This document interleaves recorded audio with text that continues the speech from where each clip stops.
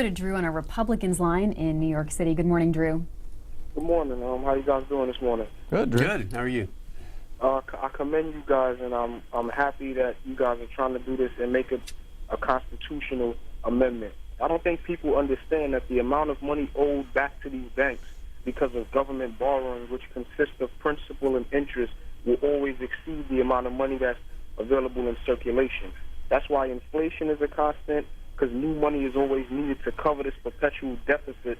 And I'm going to give a quote from Thomas Jefferson. He said, "I believe that banking institutions are more dangerous than standing armies.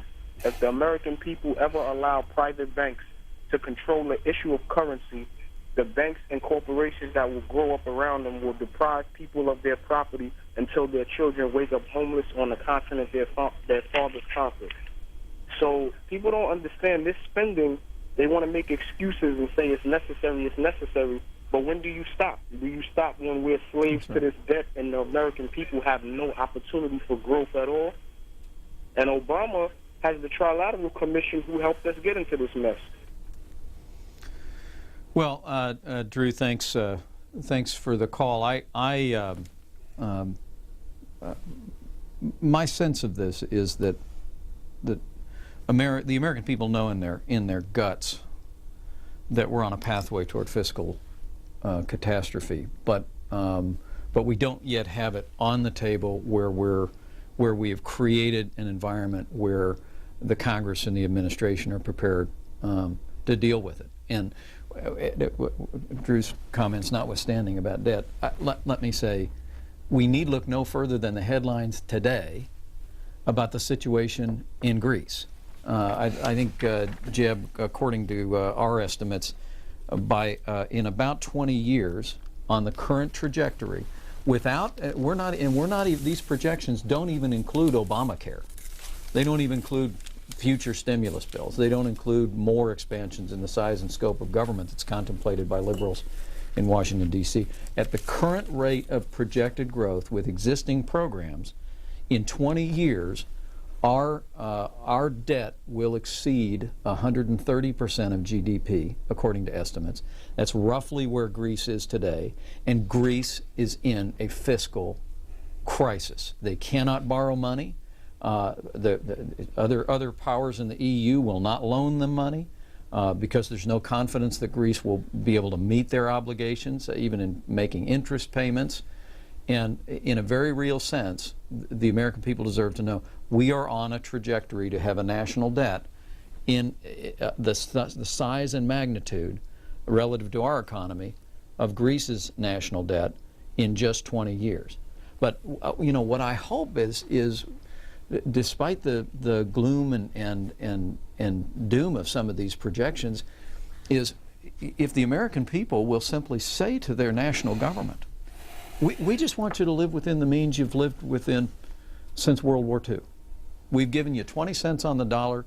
You all just keep figuring that out.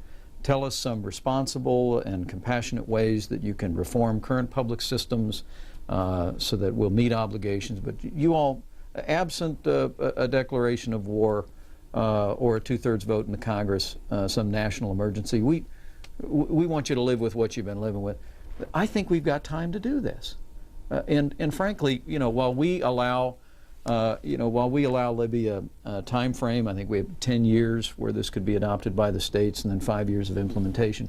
The truth is, while the balanced budget amendment to the Constitution was never adopted, most historians recognize that the discussion of a balanced budget amendment in the 1980s set the table for balanced budgets in the 1990s. The old book says, without a vision, the people perish. What we're hoping to catalyze here is not just an esoteric discussion about amending the Constitution, but what is the proper size and scope of government to initiate, as Jeb and I say in the Wall Street Journal today, to initiate a national debate over what's the proper size of government, because we know that debate itself and the whole discussion of an amendment of this nature in state legislatures and in the Congress will drive public policy on Capitol Hill, because the truth is the message about spending is getting through. We've just got to add some meaning to it, some boundaries to it, and we think saying 1/5 of the American economy, which is the historic average of the last 60 years, will have an immediate impact on policy decisions in Washington as this moves forward. Congressman Pence, you mentioned the situation in Greece. This from the Financial Times. Greece will today announce a new austerity package of tax rises and spending cuts worth up to 4.8 billion euros. Government officials said the move falls yesterday, and the cost of funding Greek debt to its lowest levels in weeks as hopes were pinned on the measures for reducing the budget deficit. So that country facing some pretty severe financial situations there. And facing some very severe cuts. I mean, I haven't read the stories yet today of what they're proposing, but I can't imagine they're going to get anybody to lend them money unless they actually cut a number of their entitlement programs. We can get where we need to go by reducing the rate of growth in entitlements. If we don't, Medicare goes bankrupt in about 10 years, Social Security goes bankrupt by 2038, and that absent the effort of the American people through their Constitution to relimit the spending of this government, our children and grandchildren are going to be facing exactly the kind of decisions that Greece is facing today. And Mike is making an excellent point, and that is that the cost of delay is simply incredible. The type of austerity program, as the newspaper alluded to in Greece, I'm sure is going to be quite painful to that society. We still have an opportunity if we act today. That again, you don't have to cut, you have to restrain the growth. If the family budget is growing at 2% a year, you can't have government grow at 5 and 6% a year. It's quite simply live within your means. But I believe I have this number right. Even under the president's budget today, by the end of the 10-year budget that he has proposed, we're going to be paying something like $800 billion in interest alone. I mean, that's roughly $7,000 per American family. That's why it's so critical that we act today, and nothing will force Congress to act quite like a constitutional amendment, and the time to act is now.